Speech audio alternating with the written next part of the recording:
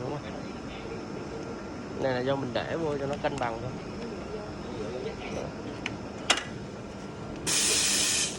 Nào mình làm thì mình mở cái này lên làm. Đúng rồi. Mình dở này lên.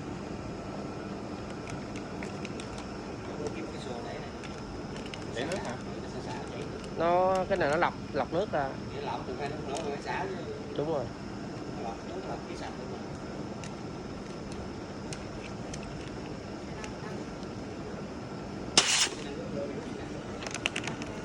Chấm nước.